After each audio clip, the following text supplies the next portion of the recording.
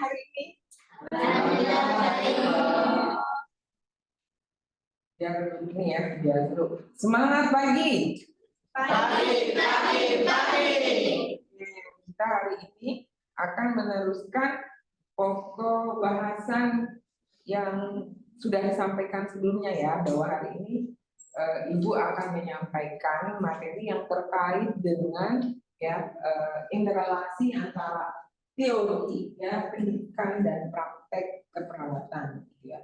Kan sudah belajar tentang teori-teori keperawatan kan? Ya enggak? Nah, ini akan melihat sejauh mana sih hubungan antara teori keperawatan dengan pendidikan dan praktek keperawatan, karena itu merupakan hal yang harus adik-adik ketahui sebagai seorang calon nurse ya, calon perawat. Jadi kita supaya lebih lebih bisa mengeknowledge semua orang, kita ini kan sebagai bukan hanya perawat saja, tapi sebagai calon nurse profesional, calon nurse ya, itu yang harus kita biasakan ya. Dan tentu ini merupakan materi yang penting kalau menurut Ibu ya, untuk adik-adik ketahui apa sih learning objectives-nya. Next slide ya. Tentu setelah mengikuti mata kuliah hari ini gitu ya, diharapkan bahwa adik-adik mampu memahami konsep teori. Nah, sebenarnya kan konsep teori itu sudah dijelaskan gitu ya oleh dosen yang sebelumnya. Tapi yang paling penting adalah bagaimana sih antara teori-teori keperawatan yang ada itu hubungannya gitu ya, hubungan antara teori keperawatan ya dengan pendidikan dan praktek keperawatan gitu ya. Karena itu merupakan katakanlah satu kesatuan ya, harus ada interrelasi antara hubungannya antara teori keperawatan yang memang sudah ada dan hubungannya dengan bagaimana di pendidikan keperawatan, bagaimana nanti khususnya di praktek ya pelayanan ya, khususnya praktek pelayanan kesehatan. Nah, itu yang harus betul-betul nanti adik-adik pahami gitu ya. Ini diharapkan setelah mengikuti mata kuliah ini adik-adik bisa memahami hal itu. Next slide. Nah, kalau kita berbicara tentang nursing theory, tentu kan adik-adik sudah belajar ya kan? Ada teori apa saja sih di dalam keperawatan itu yang adik-adik kenal, yang dikenal? Ada teori apa aja? Teori Jackson ya, teori Jackson itu teori dari ya pinter. Ada lagi? Manajer. Ya, terus kalau manajer teori apa? Lebih ke arah culture ya, culture budaya ya, transkultural ya, transkultural ya. Ada lagi? Teori orang, berarti orang lebih ke arah apa? Teori orang. Ada lagi? Virginia Henderson ya. Teori apa lagi? Teori Pavlov, Parse, Imogen King ya, Roy ya enggak? Teori stres, adaptasi Roy ya enggak? Nah, itu kan adik-adik sudah belajar ya tentang berbagai macam teori keperawatan yang ada. Nah, yang focusing yang akan Ibu jelaskan di sini lebih ke arah bagaimana sih hubungan antara teori-teori tersebut yang memang sudah ada di keperawatan itu terhadap katakanlah pendidikan keperawatan. Sudah sejauh mana sih, apa sih hubungannya, apa sih kepentingannya gitu ya, teori-teori keperawatan itu baik khususnya untuk praktek keperawatan ya, bagaimana dalam hal perawat memberikan nursing care itu sudah enggak sih menggunakan teori keperawatan. Nah, ini yang sejauh mana kepentingan teori keperawatan itu gitu ya di dalam katakanlah pendidikan, termasuk juga dalam hal tadi praktek pelayanan keperawatan. Kenapa? Karena teori keperawatan itu sebagai guide gitu ya, sebagai petunjuk, sebagai guideline ya. Next slide.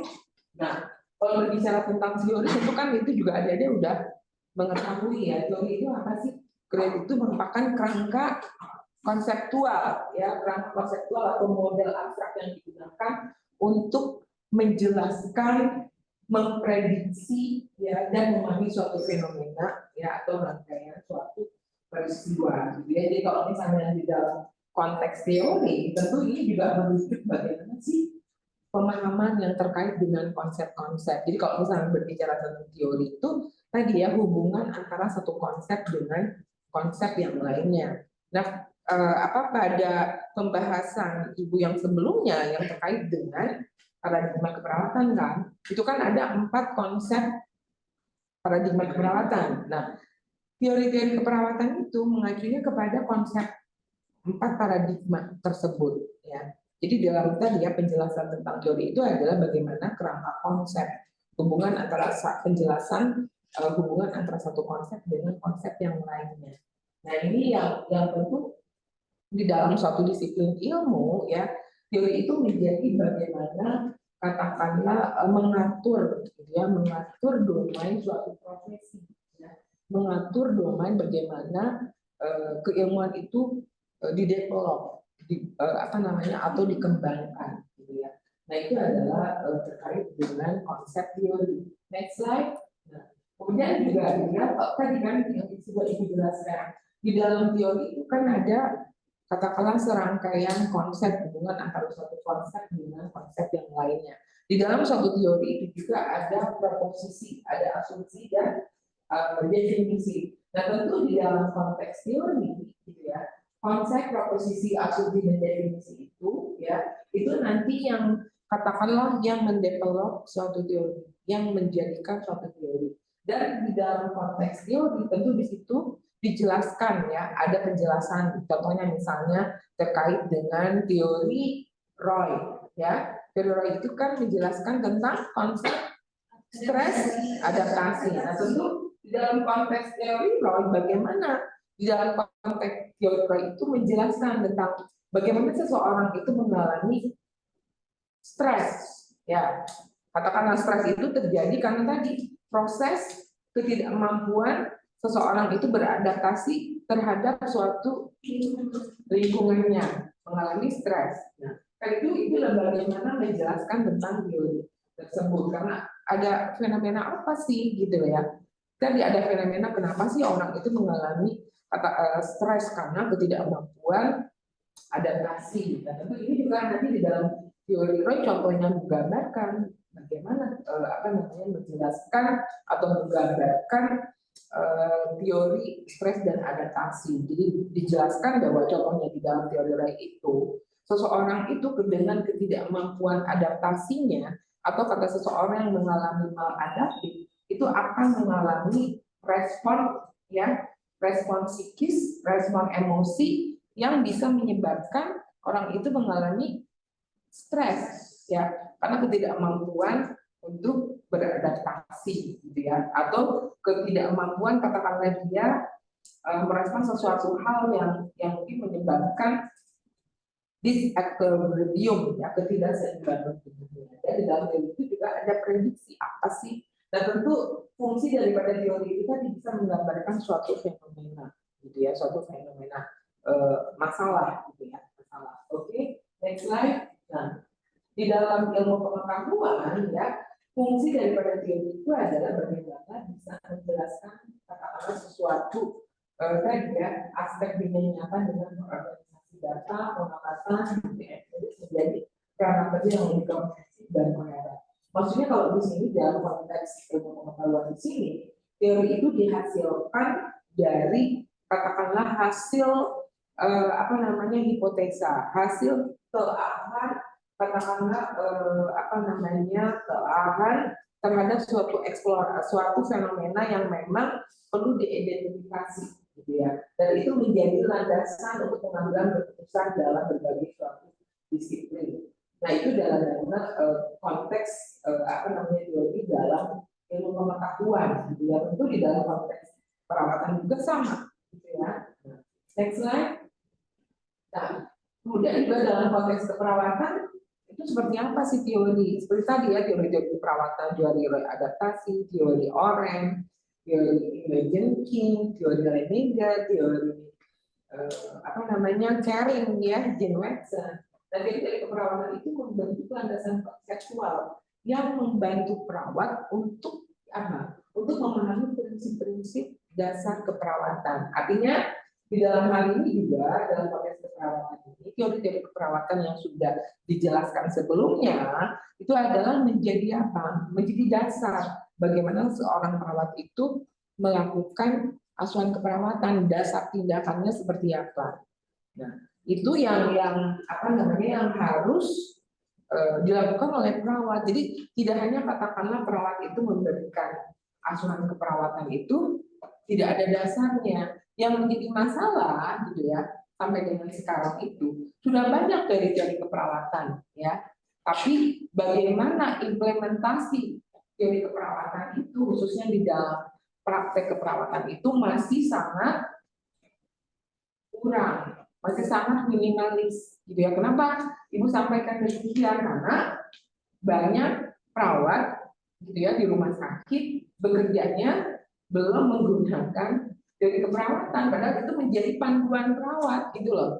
Kayak tadi bagaimana sih misalnya teori caring gitu ya, Jen Watson. Bagaimana seorang perawat itu harus mampu memahami teori caring Jen Watson. Ada 10 karakter faktor di dalam teori caring. Bagaimana peran perawat itu harus katakanlah melihat klien kita secara holistik, bagaimana kita juga memberikan asuhan harus memperhatikan prinsip keperawatan itu sebagai human care. Bagaimana kita harus memberikan asuhan berdasarkan ethic of care. Nah itu adalah prinsip-prinsip sayangnya belum. Kemudian juga bagaimana misalnya tentang teori orang. Teori orang itu apa?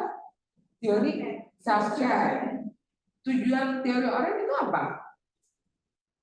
Self care. Bagaimana? Ya bagus. Jadi maksudnya bagaimana klien mampu untuk ya memandirikan ya, memenuhi kebutuhannya, gitu ya. Bagaimana lebih ke arah memandirikan, gitu ya. Tidak depend on secara terus-menerus kepada kita sebagai perawat, gitu ya, sebagai nurse tidak ke sana. Nah itu konteksnya. Sejauh mana katakanlah implementasi teori orang di tatanan pelayanan yang seharusnya itu sebagai panduan kita. Nah yang menjadi pertanyaan, apakah misalnya teori-teori tersebut, misalnya, oh saya seorang perawat anak, gitu. Kan kalau anak itu bagaimana misalnya konteks self care itu kan kalau untuk anak usia berapa sih yang anak yang memang harus dia fully bisa mandiri. Tentu kalau misalnya anak balita, anak bayi nggak bisa fully mandiri kan. Nah, tentu ini misalnya untuk konteks usia berapa yang memandirikan ya mampu mandiri. Tentu lebih ke arah misalnya anak ya bisa kita gunakan dan dalam konteks keperawatan, penggunaan teori keperawatan itu, teori keperawatan itu tidak hanya satu teori gitu loh. Oh misalnya kalau di ruangan perawatan pasien dengan stroke, teori apa saja yang kita bisa gunakan? Nggak hanya teori self care saja ya di sana, teori yang pasiennya tergantung depend on situation. Jadi bisa teori stres adaptasi kita gunakan, teori orang, teori Pavlov gitu loh. Kalau caring udah pasti semua harus based on teori caring gitu loh. Nah itu yang teori itu menjadi hal yang sangat penting bagi kita ya, bagi perawat khususnya bagi praktisi perawat ya dalam hal menjadi panduan gitu ya. Jadi teori itu menjadi guide ya, menjadi panduan dalam hal kita memberikan nursing care kepada pasien, dalam hal kita melakukan praktek keperawatan. Nah ini yang menjadi penekanan kenapa sih teori itu menjadi hal yang penting. Bagaimana teori hubungannya antara teori keperawatan dengan praktek keperawatan, begitu juga dengan pendidikan. Next slide. Nah tadi ya ini yang sudah saya jelaskan ya, jadi bagaimana katakanlah nursing teori itu menjadi panduan perawat dalam hal memberikan nursing care. Next slide. Nah, bagaimana sih fungsi teori? Gitu ya, kalau misalnya kita berbicara tentang fungsi daripada teori secara umum, gitu ya. Nah kan teori itu kan dikembangkan atau didevelop itu kan berdasarkan hasil-hasil penelitian ya, apakah misalnya hasil penelitian yang sifatnya kuantitatif, berdasarkan hipotesa, berdasarkan teori pemodelan, tentu kan, atau juga misalnya berdasarkan hasil penelitian kualitatif, pengembangan teori, gitu ya, misalnya dengan hasil penelitian dua teori itu menghasilkan teori. Tentu ini juga berdasar tujuan daripada fungsi teori itu adalah tadi teori itu digunakan untuk melihat sejauh mana fenomena masalah yang ada, kemudian juga menurut Faiset di dalam katakanlah daripada teori dan Faiset juga tadi teori juga digunakan di dalam penelitian sebagai apa? Sebagai kerangka konseptual yang pengembangan, katakanlah apa sih yang mendasari kalau kita akan ya katakanlah misalnya kita akan melakukan penelitian yang terkait dengan masalah ya katakanlah misalnya masalah gangguan kecemasan atau masalah gangguan stres gitu lah ya, atau misalnya masalah katakanlah sejauh mana seberapa besar mahasiswa, misalkan ini adik-adik kan mahasiswa tingkat 1 ya, mengalami stres akademik enggak sih gitu loh, ya enggak, misalnya kita akan melihat gitu ya, akan melihat sejauh mana mahasiswa S1 keperawatan di PSDKU Pangandaran mengalami stres akademik. Ya, stres akademik karena ditimbulkan bisa karena apa? Misalnya dari ketika satu ya mengalami stresnya apa? Oh, karena situasi yang baru ya, perubahan katakanlah apa? Yang tadinya sekolahnya di SMA beda, culture-nya ke sini kan udah berbeda ya. Kemudian juga apa? Udah masuk ke sini juga bukan pilihan sendiri, tapi dipush sama orang tua gitu loh ya. Nah kan itu bisa menyebabkan stres akademik atau stres akademik yang lainnya apa? Tadi kita sama ambisius benar gitu loh ya. Wah ternyata misalnya ya dengan berbagai macam ya tadi dengan hal-hal yang seperti itu kan mengalami stres. Nah dalam hal kita misalnya akan melihat sejauh mana pengaruh stres adaptasi. Nah teori tentang stres adaptasi Roy itu bisa digunakan sebagai kerangka konsep kita. Itu kalau dalam konteks pendidikan ke sana ya, fungsi teori ini bisa tadi ya untuk kita mampu menjabarkan gitu ya apa sih permasalahan mahasiswa mengalami stres akademik. Jadi teori stres Lazarus bisa menjadi kerangka konsep. Itu contohnya yang simpelnya gitu ya. Karena dari teori tersebut itu menjadi kerangka konsep. Dalam teori juga adalah tadi yang seperti yang sudah saya sampaikan sebagai guide, sebagai petunjuk ya bagaimana kita sebagai perawat katakanlah melakukan nursing praktisnya gitu loh. Itu yang harus nanti adik-adik lakukan setelah lulus. Jadi dengan belajar teori keperawatan itu supaya memang bisa diimplementasikan. Next slide ya. Dan tadi mengapa perawat perlu mengetahui teori keperawatan? Coba, mengapa sih? Mengapa kita perlu mengetahui teori keperawatan? Tadi sedikit sudah Ibu Tinggo coba apa sih? Tadi sebagai apa? Guide ya, sebagai petunjuk atau sebagai pedoman ya. Ada arah paling tidak kan kita ada arah, bukan hanya katakanlah kita sebagai perawat bekerja mengikuti instruksi siapa? Dokter gitu ya. Bukan seperti itu atau follow rutinitas aja ya. Nah, bukan seperti itu gitu ya. Jadi nanti ada apa sih? Mengapa sih perawat perlu mengikuti teori perawatan? Next slide. Jadi ada beberapa manfaatnya. Tadi, kenapa teori itu menjadi penting? Karena apa? Dengan kita menggunakan teori, kita bisa menunjukkan bahwa apa itu kekuatan keperawatan. Karena keperawatan itu sebagai suatu disiplin ilmu. Ada teori keperawatannya, selain ada teori-teori yang lain yang memang itu menjadi dasar gitu ya bagaimana pengembangan dari keperawatan gitu ya. Kemudian juga salah satu kriteria profesi itu adalah tadi suatu profesi itu kan ada persyaratannya itu merupakan suatu apa namanya disiplin ilmu yang katakanlah suatu profesi itu dipersyaratkan bahwa mempunyai ilmu yang disiplin ilmu ya, dan salah satu yang berbeda daripada keperawatan itu sebagai suatu profesi. Kenapa? Karena knowledge atau ilmu itu ilmu keperawatan gitu ya, ilmu keperawatan karena kita sebagai suatu ilmu itu menjadi basis, menjadi dasar ya, dasar pengetahuan perawat untuk memberikan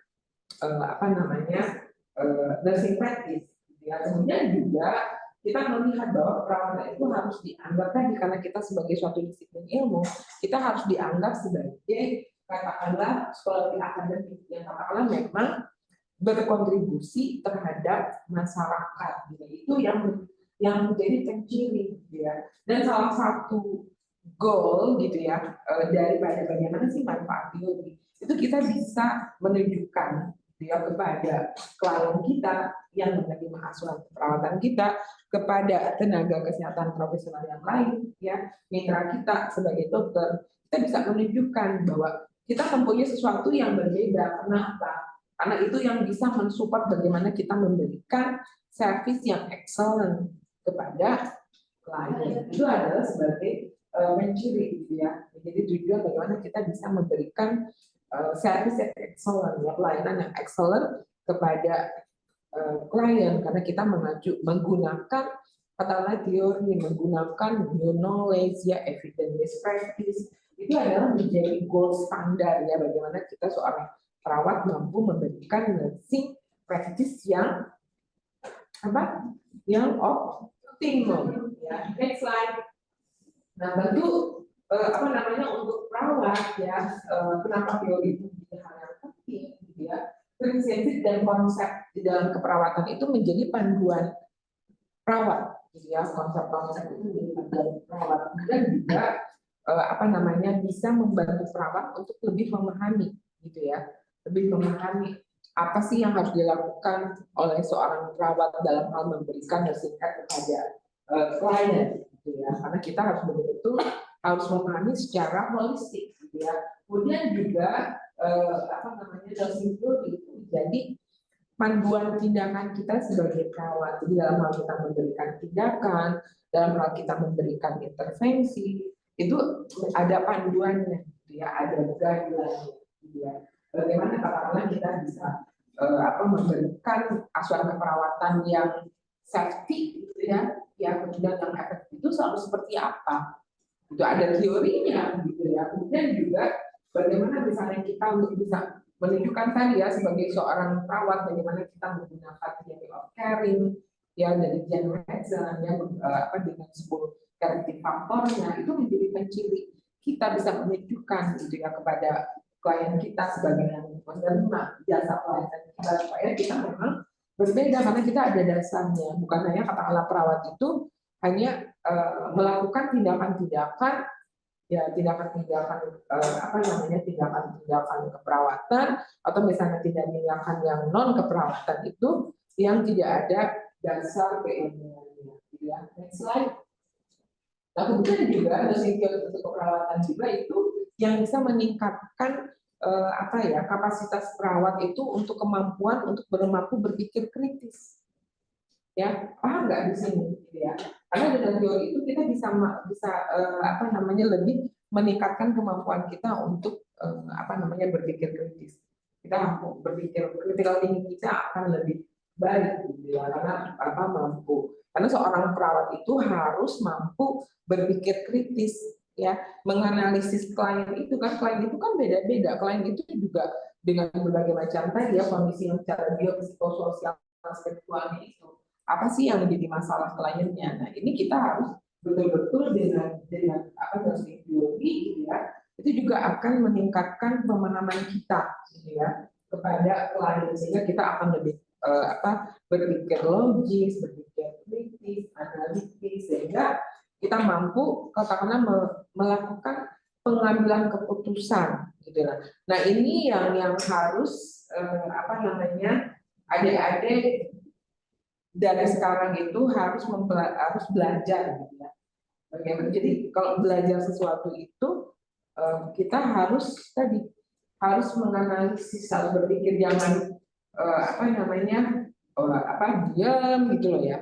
Nah, jadi perawat itu memang harus mampu mampu speak up ya. Jadi perawat itu harus mampu speak up, harus mampu berbicara. Berbicara itu pasti ada dasarnya, ada hasil analisisnya, ada dasar pemikirannya. Nah, teori-teori keperawatan itu akan membantu kalau kita belajar teori-teori keperawatan yang ada, kita akan lebih mampu berpikir kritis, menganalisis gitu. Oh, seperti ini. Bagaimana dari sudut pandang katakanlah tadi ya teori stres adaptasi, bagaimana sih fungsi daripada kita belajar tentang teori orang. Nah, hal-hal yang seperti itu yang menjadi dasar kita sebagai perawat ya, bagaimana kita melakukan tindakan, bagaimana kita melakukan keputusan gitu loh. Karena kita mampu melihat gitu in real situation kayak begini, bagaimana kata teori gitu loh. Nah, seperti itu sehingga kita harus mampu mengaplikasikan teori yang ada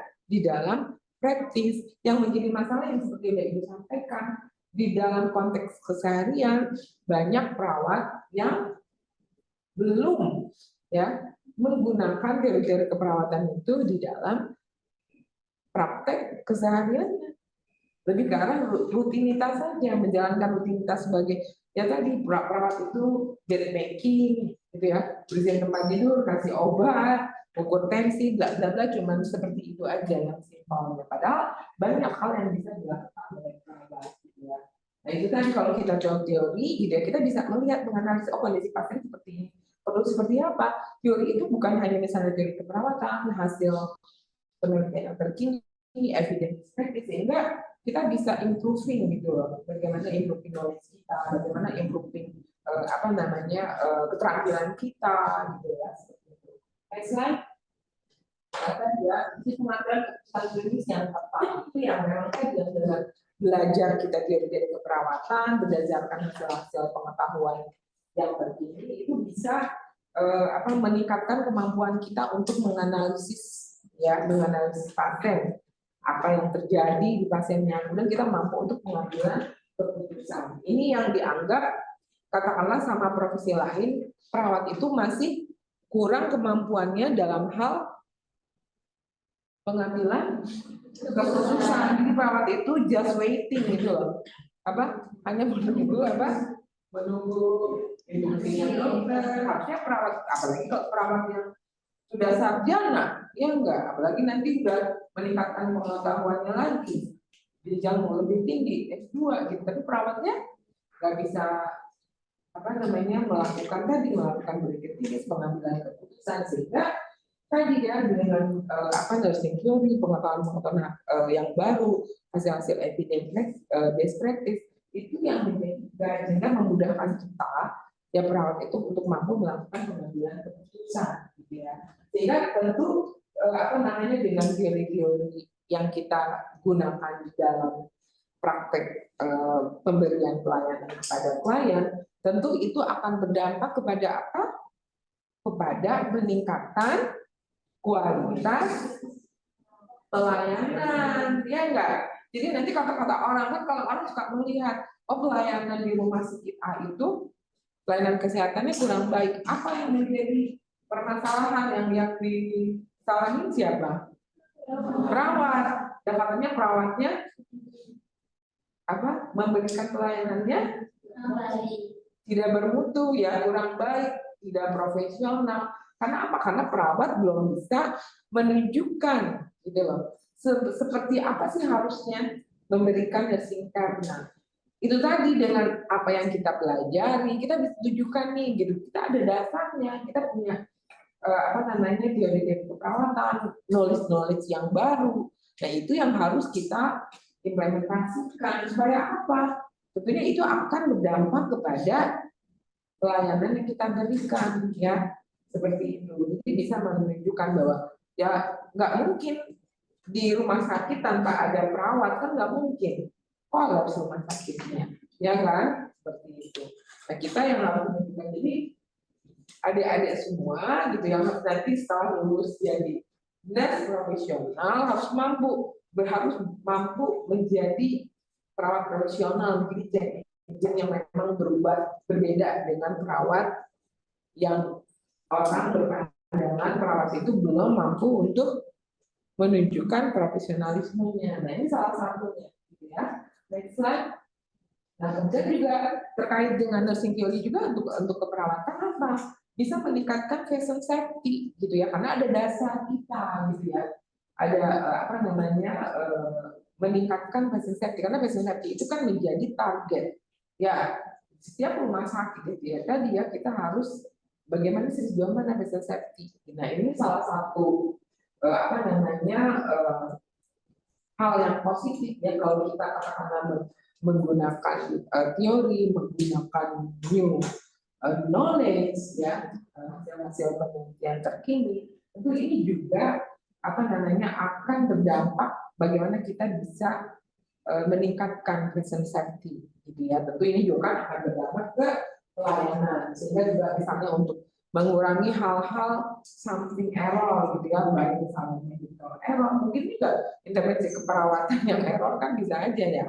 Nah, itu apa namanya hal yang tidak kalah penting kalau kita apa namanya mampu untuk mengimplementasikan teori keperawatan, rasa profesionalisme kita juga akan meningkat dan orang melihat kita juga gitu ya akan meningkat bagaimana apa namanya eksistensi kita, penghargaan klien kepada kita, begitu juga misalnya penghargaan tenaga kesehatan yang lainnya kepada kita juga akan meningkat gitu loh.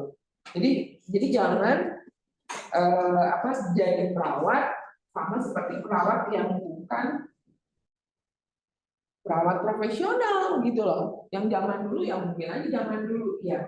Kalau sekarang kan udah berubah, artinya kita yang harus bisa mampu menunjukkan. Ya, sehingga itu juga bisa solve off bagaimana keterampilan kita, profesionalisme kita, kompetensi kita, gitu ya. Karena kita mempunyai ada dasar, ya ada dasar ilmu teori, gitu ya, new knowledge yang kita pelajari, yang itu digunakan dalam keseharian kita dalam memberikan nursing care kepada klien. Sampai di sini dipahami? Oke, alhamdulillah kita lanjut ya.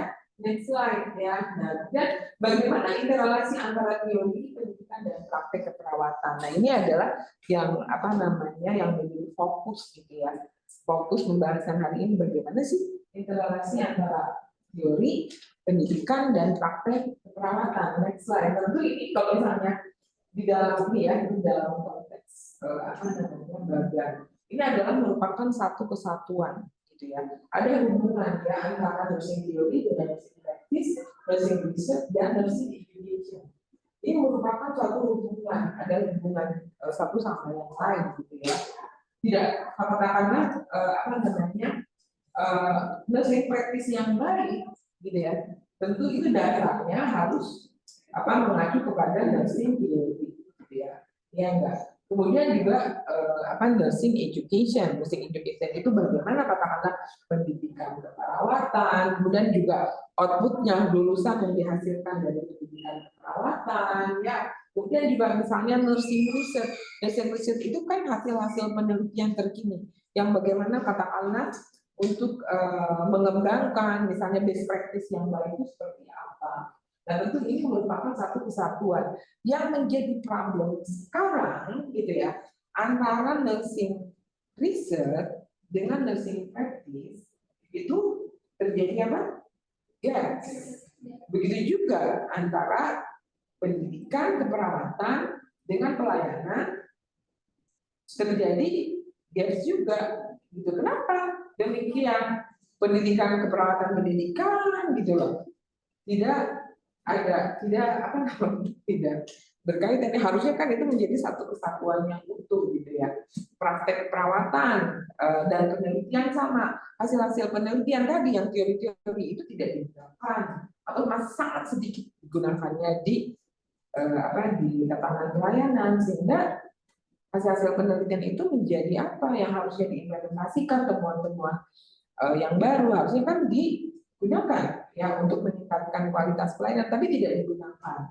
Tapi hasil penelitiannya menjadi garbage, menjadi sampah. Nah ini yang apa namanya harusnya tidak terjadi gitu loh. Pendidikan juga sama gitu loh. Artinya antara pendidikan kan pendidikan itu menghasilkan lulusan yang baik atau dosen yang baik itu tadi harus bagaimana apa namanya berkesinambungan kontribusi pendidikan terhadap pelayanan gitu ya.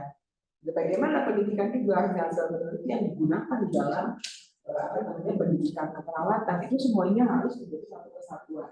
Next slide.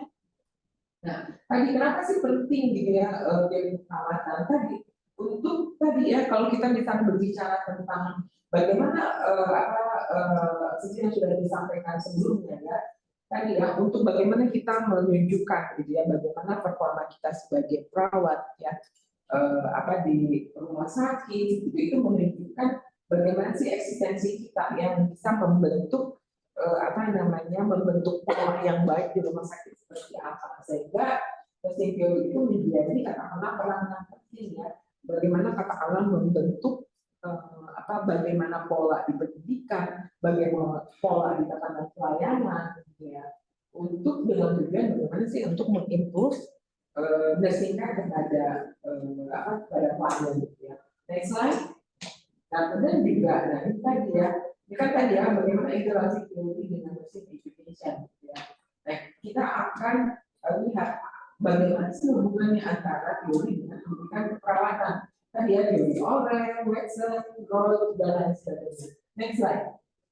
Nah jadi manfaat teori dalam pendidikan keperawatan itu apa? Nah tadi kalau misalnya tadi adik-adik belajar teori ya belajar teori keperawatan tentu ini juga menjadi landasan konsep yang kuat bagi mahasiswa keperawatan sehingga kalau misalnya bukan hanya belajar teori keperawatan itu hanya untuk sekedar apa sekedar pengetahuan saja bukan hanya sekedar menulis saja tapi sebagai apa sebagai landasan gitu ya sebagai konseptual sebagai landasan yang kuat bagaimana mulai ini udah ada nih framework di dalam kepala kita gitu ya tadi framework dalam kita bagaimana harus berpikir kritis gitu ya karena belajar juga kan bukan hanya kata-kata belajar tapi misalnya oh dikasihkan seperti ini bagaimana sih kemampuan kita melakukan apa analisis ya berpikir kritis ya udah juga mahasiswa mampu belajar bagaimana menganalisis informasi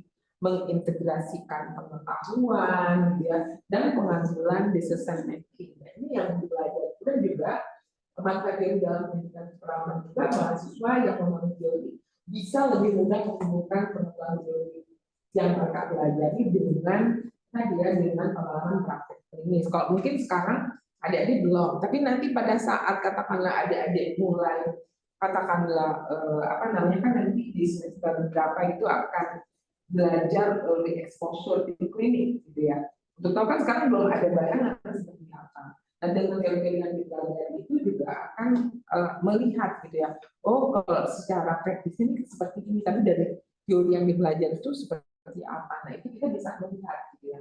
Dan tentu ini juga akan membantu adik-adik untuk apa namanya meningkatkan kemampuan praktis gitu ya, keterampilan klinik, kompetensi gitu. Dan ini juga hal yang penting. Next slide. Nah, kemudian tadi ya, ini menjadi hal yang sangat penting dia mengintegrasikan teori di dalam pendidikan keperawatan. Ya, kenapa? Karena tadi yang saya sampaikan itu sebagai fondasi dasar untuk nanti bagaimana sih apa namanya lulusan keperawatan, lulusan nurse profesional dari PSDK Pangandaran itu mempunyai katakanlah graduate profile yang baik, yang mempunyai kompetensi A, B, C, D sesuai dengan profile graduate profile yang di-develop. Nah ini yang tentunya itu akan berdampak nanti ke future setelah adik-adik lulus gitu ya. Next slide. Nah, kemudian juga ini juga misalnya untuk dosen nanti untuk ibu gitu ya. Nah untuk dosen ini juga tentunya dengan teori-teori dengan konsep-konsep yang baru itu menjadi bagaimana menjadi guide sebagai pendidik juga gitu loh. Bagaimana sih titik strategis yang harus dikembangkan oleh seorang pendidik? Bukan hanya untuk student saja, termasuk juga untuk pendidik ya, dosen. Nah itu dia strategi. Jadi nggak dosen itu nggak ya nggak apa namanya nggak boleh itu saja. Ya tentu harus menggunakan berbagai macam metode, gitu ya. Harus kreatif. Nah ini tadi, bagaimana sih seorang dosen itu mampu meningkatkan, gitu ya, kemampuan mahasiswa untuk berpikir kritis, gitu ya. Seperti apa? Nah itu kan perlu ada teknik-teknik dosen. Ya bagaimana dosen itu untuk meningkatkan kemampuan mahasiswanya untuk mampu berpikir kritis, gitu ya. Next slide. Nah, kemudian juga misalnya perawat pendidik kenapa sih penting kan mampu mengajarkan konsep-konsep prinsip-prinsip yang diperlukan untuk pemahaman dalam tentang keperawatan dan juga pendidikan keperawatan tidak hanya tentang melakukan klinis tapi juga tentang bagaimana mengembangkan profesionalisme dalam keperawatan. Ya. Jadi keperawatan juga dapat digunakan sebagai panduan untuk merancang kurikulum kalau untuk dosen, ya mengajarkan dari keperawatan bagaimana bisa berpikir dan analisis dan bagaimana seorang dosen mampu mengintegrasikan pengetahuan klinis dengan praktek klinisnya, bagaimana misalnya pada saat mengajarkan mahasiswa di klinik, gitu ya, dalam praktek. Nah, artinya juga bukan hanya mahasiswa yang harus belajar terus, dosen juga harus keep belajar, keep learning. Sama, saya juga belajar terus ya, mau nggak belajar terus nggak ada berhenti, gitu ya, belajarnya terus, keep learning, karena kan ilmu itu kan berkembang terus, gitu ya. Next slide. Ya, next slide. Nah, kemudian juga ada bagaimana interaksi energi praktis ini yang next slide, yang katakanlah banyak yang menjadi gaps, gitu ya. Dan tadi yang harusnya tadi yang seperti sudah disampaikan, nursing theory itu bisa menjadi kerangka berpikir ya bagi seorang peneliti yang akan melakukan suatu penelitian yang untuk menghasilkan new knowledge, itu salah satunya, gitu ya. Next slide. Nah, kemudian juga misalnya penelitian itu tadi ya, kenapa sebagai kerangka berpikir. Dan kalau penelitian mungkin kalau adik-adik kan belum menggunakan ini, tapi kalau misalnya mahasiswa S2, mahasiswa S3, gitu ya. Nah itu menggunakan katakanlah dalam penelitian yang model atau teori itu membantu bagaimana mereka mengembangkan kerangka penelitiannya, mengembangkan kerangka konsep penelitiannya, kemudian juga mengorganisir tadi ya, mendevelop katakanlah konsep-konsep variabel baru dalam penelitiannya. Itu yang dipakai, kemudian juga model itu sebagai kerangka kerja untuk untuk merancang suatu penelitian, kemudian juga memudahkan pengembangan penelitian, gitu ya, penelitian lanjutan dan bisa memungkinkan peningkatan pemahaman bagi peneliti, gitu ya, untuk mendefine atau mendefinisikan apa sih yang terjadi, fenomena-fenomena yang terjadi dalam penelitian itu seperti apa, gitu ya, itu dalam konteks katakanlah mengapa penelitian itu harus menggunakan model atau teori. Next slide. Dan juga ya bagaimana sih teori dalam praktis. Nah ini lebih ke arah tadi ya keseharian perawat ya, tentunya teori dalam praktis itu bagaimana sih seorang perawat mampu mengintegrasikan teori yang sudah dipelajari itu di dalam praktek kesehariannya, tentu tadi ya dalam upaya untuk meningkatkan kualitas pelayanan. Next slide. Nah, tadi ya menjadi panduan yang jelas dan struktur untuk memberikan nursing care, jadi itu jelas, gitu ya. Kemudian juga itu membantu perawat dalam pengambilan keputusan klinis yang lebih baik, ya, membantu perawat menuju pada penelitian lebih ilmiah. Jadi artinya kita juga harus, ini berdasarkan hasil penelitian terkini atau hasil evidence based practice itu seperti ini. Jadi jangan sebagai perawat itu hanya mengikuti pola yang sudah ada, gitu loh. Ya, seperti ini kan perawatnya kayak gini, kita harus keep improving, mencari, melihat apa sih perkembangan yang ada. Nah itu tadi fungsi daripada knowledge, ya. Kemudian juga penggunaan kehidupan dapat meningkatkan tadi ya kualitas pelayanan pasien, perawatan akan lebih holistik, gitu ya. Kemudian juga pengembangan profesionalisme, gitu ya. Kemudian juga kita bisa lebih memahami bagaimana sih hubungan kita dengan pasien. Sampai sini jelas? Oke, kita lanjutkan ya.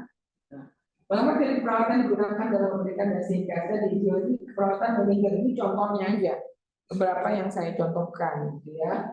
Dikembangkan oleh metode itu fungsinya apa sih? Yang penting Karena aspek transcultural nursing ya, konsep budaya dalam perawatan. Itu di sini juga bagaimana katakanlah konsep perawatan budaya itu yang mewarnai perawat memberikan nursing care, gitu ya. Karena kan kita juga harus melihat ya perspektif culture itu seperti apa. Jadi juga misalnya contohnya dari perawatan fase, gitu ya, melihat itu sebagai subjek berarti pengalaman terhadap pengalaman pasien. Karena kan di dalam teori fase itu menekankan bahwa sejauh mana katakanlah pengalaman hidup itu menjadi hal yang penting bagi klien, gitu ya. Bagi klien. Nah, ini yang harus kita pahami. Jadi kalau tanpa kita memahami hal ini, bagaimana kita bisa memahami kondisi klien kan? Dan enggak? Ya, next slide. Ini beberapa contoh. Ya. Teori Watson juga bagaimana tadi ya? Caring character factor ya, hubungan antara emotional perawat dan perawat seperti apa? Ya, kemudian dari soft law ini juga hal bagaimana katakanlah pentingnya interaksi interpersonal ya antara perawat dengan klien ya seperti itu, supaya tadi kalau misalnya hubungan interpersonal perawat dengan klien baik, kita akan lebih mudah bagaimana kita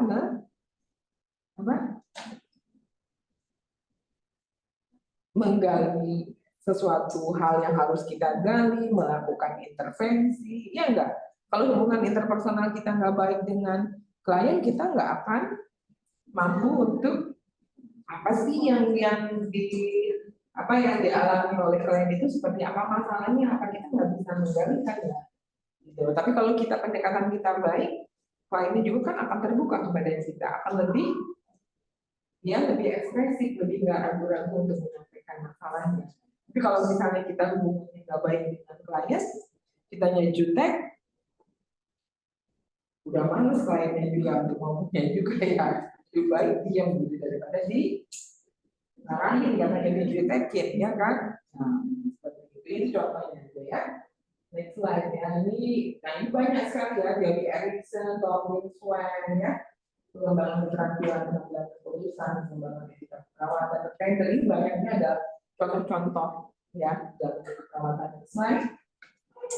Ya tentu ini juga ada tadi yang sudah saya sampaikan bahwa memang menjadi panduan ya, panduan kerja perawat ya, pengambilan keputusan dan lebih ke arah transformasi ke informasi, jadi kita lebih ke informasi, perusahaan yang lebih baik gitu ya.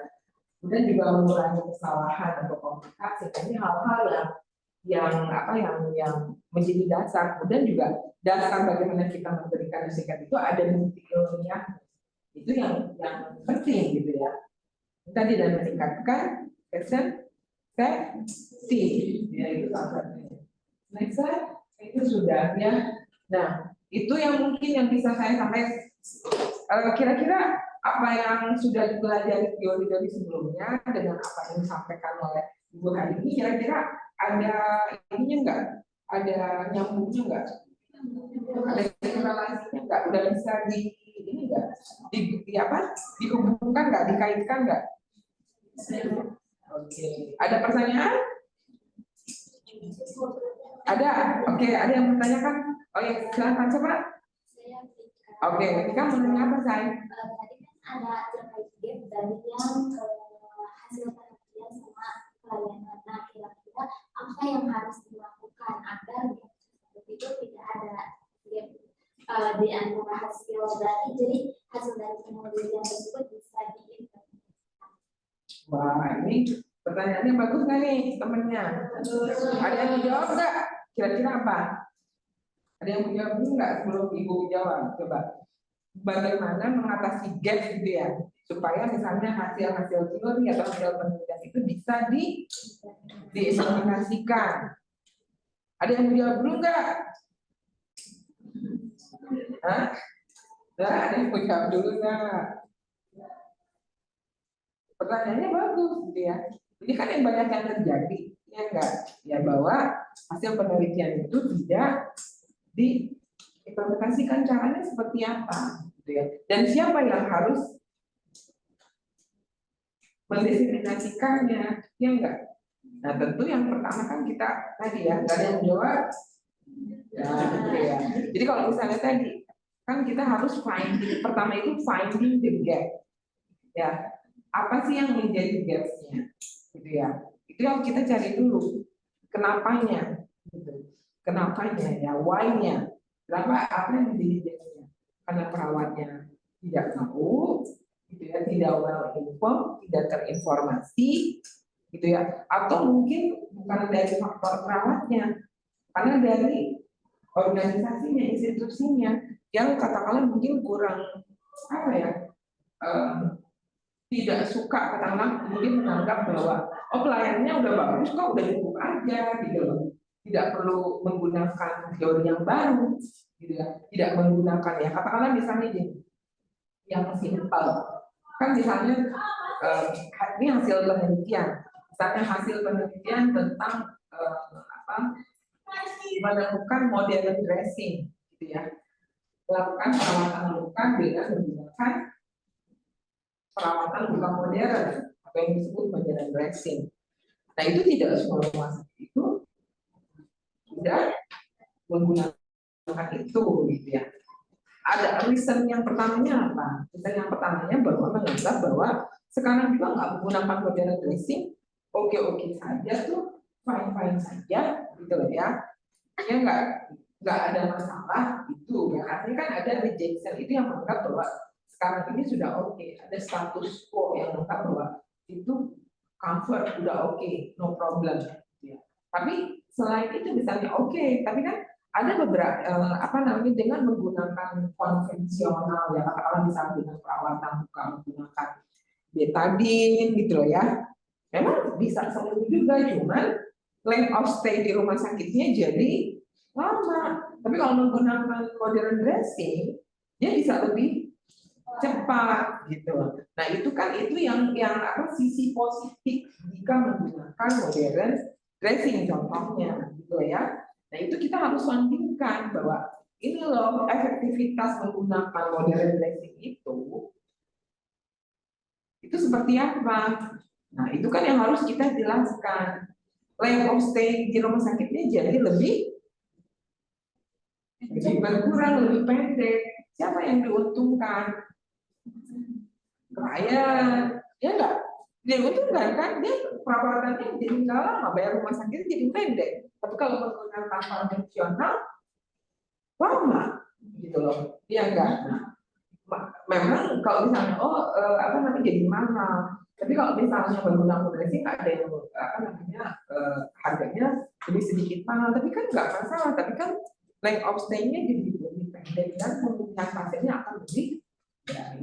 Nah, contohnya seperti itu yang harus kita diseminasikan, gitu ya, bagaimana, dan kita sampaikan bahwa ini loh efektivitas ini, hasil penelitian sudah banyak membuktikan begini-begini. Itu yang harus disampaikan, gitu. Dan harus ada yang memang yang mendukung. Nah itu yang tadi, kalau kita justifikasinya yang baik dengan hasilnya, ya insya Allah itu bisa menyelesaikan masalah tadi. Itu salah satu simpel ya. Jelas ya? Ada lagi? Kalau nggak ada mungkin sudah cukup ya. Oke, jadi itu saja yang bisa disampaikan oleh Ibu pada pertemuan siang menjelang sore hari ini. Gitu. Nanti insya Allah nanti kita bertemu lagi pada pokok bahasan yang lainnya ya. Jadi kalau misalnya ada yang mau ditanyakan, mungkin nanti bisa langsung menemui Ibu menanyakan ya di ruangan Ibu, bisa sana gitu ya, sampaikan ya. Oke, itu saja mungkin dari Ibu ya. Mudah-mudahan apa yang disampaikan hari ini lebih clear gitu ya, dan lebih clear tentang bagaimana sih interrelasi antara teori dengan pendidikan, dengan khususnya dengan praktek perawatan ya. Itu saja, sekian saya tutup dengan mengucapkan hamdalah wa syukur. Assalamualaikum warahmatullahi wabarakatuh. Sampai ketemu lagi.